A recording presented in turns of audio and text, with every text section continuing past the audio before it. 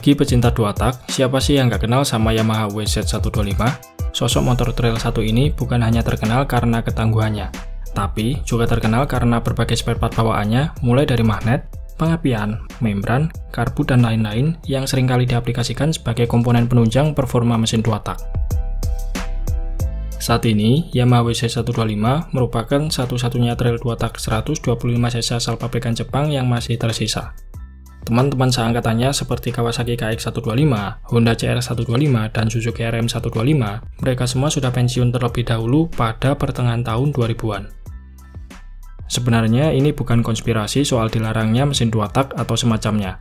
Namun pada kenyataannya, dibalik berhentinya ketiga trail dua tak buatan Jepang ini, salah satu faktor penyebabnya adalah WZ125 itu sendiri. Bisa dibilang, WZ125 saat itu mempunyai penanganan terbaik di atas rata-rata kompetitornya hampir dalam segala hal.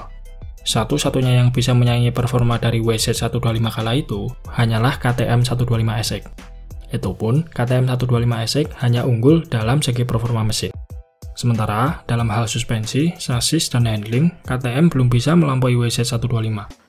Dari sini sudah bisa disimpulkan bahwasannya agar bisa mengungguli WZ125, pabrikan Jepang lainnya mau tak mau harus menginvestasikan sumber daya yang besar dalam proyek tersebut.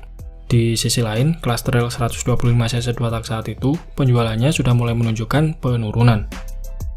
Mungkin karena jika diladeni dirasa kurang menguntungkan, pabrikan lain seperti Honda, Kawasaki, dan Suzuki kompak lebih memilih menghentikan pengembangan trail 125 cc dua tak, kemudian mengalihkan fokus mereka untuk mendevelop trail SE 250 cc 4 tak yang secara prospek lebih bagus ke depannya.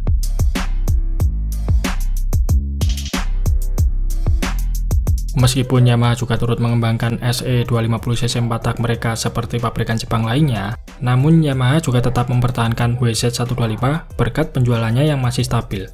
Kepercayaan konsumen terhadap WZ125 tak lain disebabkan karena reputasinya yang bagus dan performanya yang terus ditingkatkan dari tahun ke tahun. Sehingga WZ125 masih bisa terus kompetitif di lintasan. For your information, WZ125 ternyata termasuk trail yang usianya sudah cukup senior. Pasalnya, Yamaha sudah bikin motor ini sejak tahun 1974. Itu artinya, WZ125 sudah ada selama 48 tahun dan masih terus diproduksi sampai sekarang. Sampai detik ini, belum ada trail yang masa produksinya selama WZ125, kecuali kakaknya sendiri WZ250.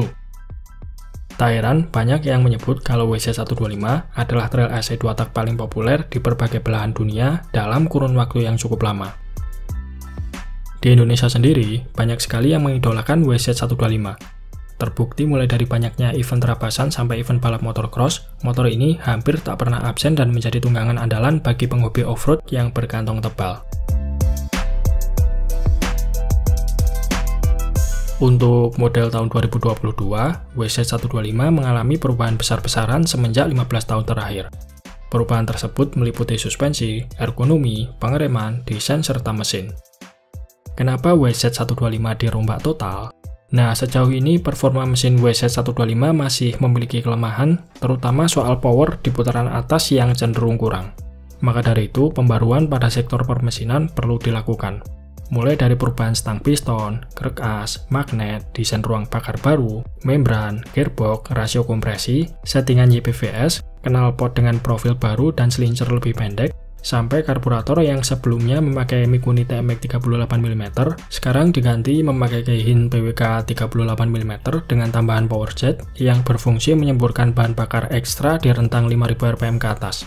Hasilnya, power di putaran menengah sampai atas WZ125 terbaru menjadi lebih besar dari versi 2021.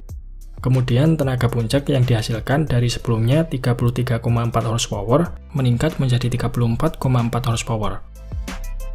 Peningkatan tenaganya memang tidak begitu drastis, namun setidaknya powerbank menengah sampai atas WZ125 bisa mengimbangi rival terberatnya dari pabrikan Eropa seperti KTM SX125 maupun Husqvarna FE125. Jika kurang puas dengan performa standarnya, Yamaha juga telah menyediakan GYTRS Kit yang secara praktis bisa mendongkrak power WZ125 sampai 37,3 horsepower.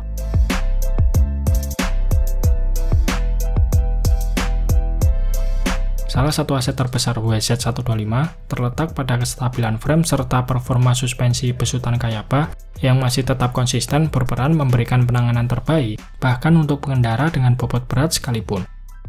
Suspensinya masih sama seperti tahun sebelumnya, namun kini hadir dengan ribbon dan settingan clicker yang telah diperbarui. Yamaha juga telah menyematkan seperangkat pengereman bawaan WZ250F agar performa pengereman WZ125 terbaru ini bisa lebih bagus dari versi sebelumnya.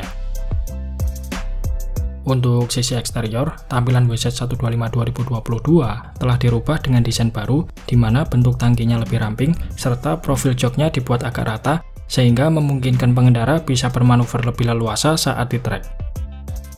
Ngomongin soal desain, dari dulu sampai sekarang, entah kenapa saya rasa desain WZ125 tidak pernah salah. Bahkan kalau dibandingkan KTM atau Husky sekalipun, saya kira desain WZ125 tetap yang paling ganteng.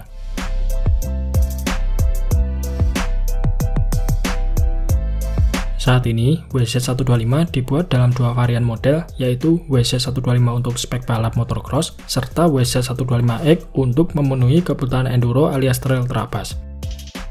Secara kasat mata, perbedaan keduanya dapat terlihat pada penggunaan velg, di mana WZ125 memakai velg ring 21 inch depan dan ring 19 inch di bagian belakang. Sedangkan WZ125X memakai velg ukuran 21 inch depan serta ring 18 inch belakang. Kemudian WZ125X sudah dibekali standar samping, sementara WZ125 tidak memiliki standar samping. Kompresi WZ125X juga dibuat lebih tinggi, sehingga torsi yang dihasilkan di putaran RPM bawah lebih besar. Di pasar global, WZ125 dipasarkan dengan harga $6.899 atau kalau dirupiahkan sekitar Rp100.800.000. Sementara WZ125X dibanderol $6.799 atau sekitar Rp99.400.000. Di Indonesia sendiri, harga WZ125 bervariasi, mulai dari rentang 80-100 jutaan, tergantung dari harga importir yang menjualnya. Nah, setidaknya, jika ingin membeli WZ125, teman-teman perlu menyediakan dana sebesar itu. Namun, kalau skill teman-teman baru mentok ngebawa trail 4 tak bore up, sebaiknya WZ125 bukanlah pilihan yang bijak. Karena motor ini punya power besar dan bobot hanya 92 kg, yang tentu saja akan sangat liar dan sulit ditaklukkan jika belum mempunyai skill yang mumpuni.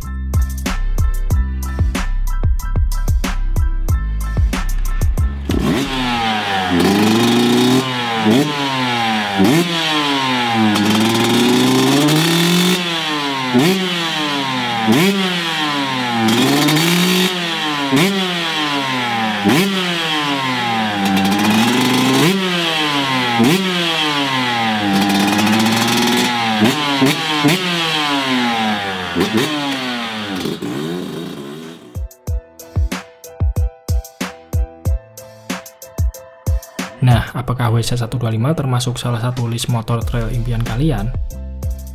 Oke, mungkin itu saja sedikit pembahasan kita tentang trail legendaris Yamaha WZ125.